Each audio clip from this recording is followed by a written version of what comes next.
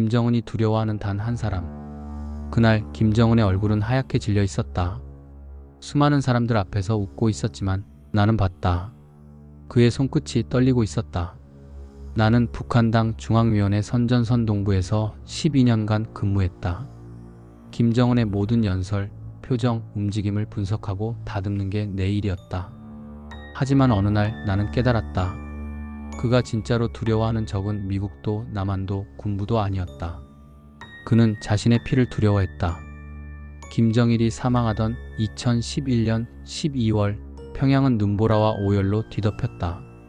사람들은 거리에서 무릎을 꿇고 울었지만 그 울음의 대부분은 생존을 위한 연기였다. 그리고 그 중심에 단 한 사람의 시선이 모든 걸 지켜보고 있었다. 김정은, 젊은 후계자 27살의 지도자. 그는 불안했고 초조했다. 그는 스스로가 아직 준비되지 않았다는 걸 알고 있었다. 그의 첫 번째 지시는 이랬다. 두려움을 다시 세워라. 그리하여 숙청이 시작됐다. 군부, 내각, 심지어 가족까지. 하지만 그 모든 숙청에도 불구하고 김정은은 단 한 사람만은 함부로 건드리지 못했다. 그 이름은 김설송. 김설송. 김정일의 딸이자 김정은의 친누나. 김정일이 생전에 가장 총애했던 자식이었다. 그녀는 어린 시절부터 김정일의 옆에서 지도자의 품격을 배우며 자랐다. 노트 한 권에는 아버지의 연설 원고와 김일성 어록을 직접 필사했고 당 간부들은 그녀를 가리켜 작은 수령님이라 불렀다. 2000년대 초 당내 일부에서는 그녀가 후계자가 될 거라는 말이 돌았다. 정치적 감각, 교육 수준, 충성심 모든 면에서 김정은보다 뛰어났다. 하지만 세습체제의 현실은 냉혹했다. 여성은 지도자가 될 수 없었다. 그날 이후 그녀는 모든 자리에서 사라졌다. 공식 사진에서도 언론에서도 기록에서도 그녀의 이름은 입 밖으로 꺼내는 것조차 금지됐다. 하지만 이상했다. 김정은이 집권한 뒤에도 평양 최고 권력층은 여전히 그녀의 눈치를 보고 있었다. 그건 단순한 가족의 예의가 아니었다. 진짜 권력의 흔적이었다. 김정은은 권력을 잡자마자 공포 정치를 시작했다. 2012년에는 군부를 정리했고 2013년에는 북한 현대사의 가장 충격적인 사건이 터졌다. 장성택 처형. 장성택은 김정은의 고모부이자 김설송의 남편이었다. 북한 내부에서 유일하게 김정은에게 대놓고 조언할 수 있었던 인물. 그는 경제 개혁을 주장하며 김정은의 통제를 완화하려 했다. 결국 김정은은 그를 반당분자로 몰아 총살했다. 그날 나는 내부 회의에서 들었다. 김설송 동지 관련 언급은 금지한다. 그건 단순한 지시가 아니었다.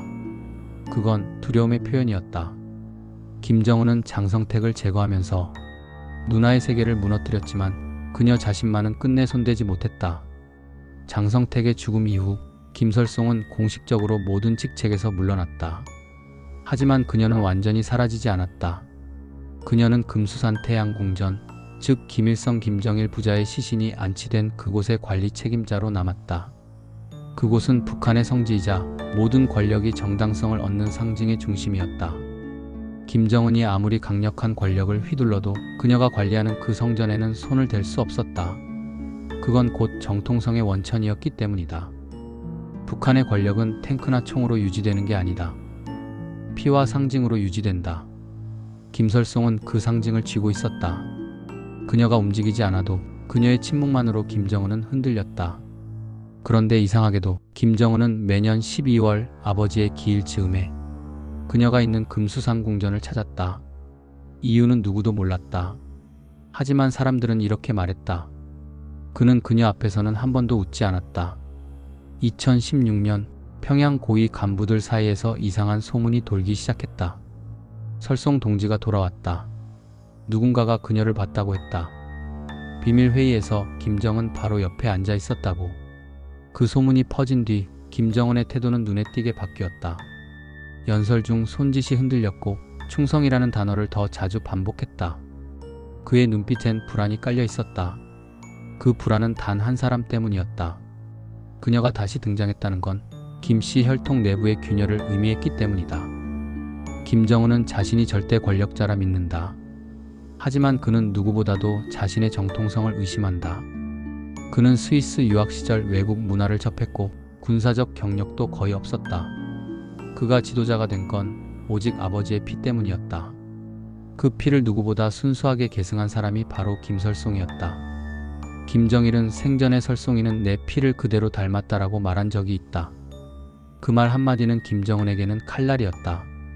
그녀가 정통성을 대표하고 그는 권력을 대표했다. 결국 두 사람은 서로의 거울이었다. 김정은은 그녀를 없앨 수도 인정할 수도 없었다. 그래서 그가 선택한 방법은 침묵 속의 통제였다. 그녀의 이름을 지우고 존재를 감추고 하지만 완전히 없애진 못했다. 2019년 이후 김설송의 모습은 더 이상 어디서도 보이지 않는다.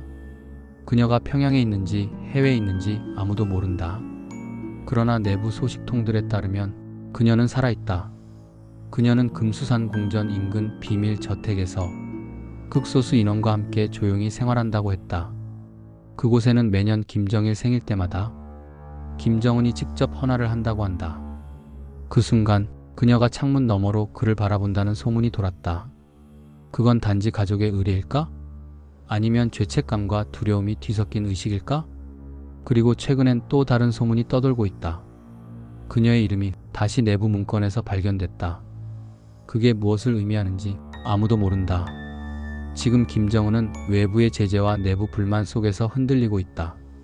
하지만 그가 가장 두려워하는 건 여전히 그녀, 피로 이어진 단 한 사람이다. 그녀는 군대도 조직도 무기도 없다. 하지만 그녀는 기억을 가지고 있다. 아버지의 말, 가문의 역사, 그리고 진짜 정통성. 그건 김정은이 절대 가질 수 없는 힘이었다. 그녀가 침묵하는 한 김정은은 편히 잠들 수 없다.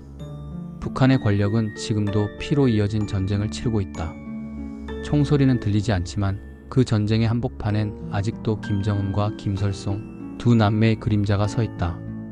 독재자는 외부의 적을 두려워하지 않는다. 그러나 자신의 피를 두려워한다. 김정은이 무너지는 날, 그 시작은 가장 가까운 피에서 비롯될 것이다.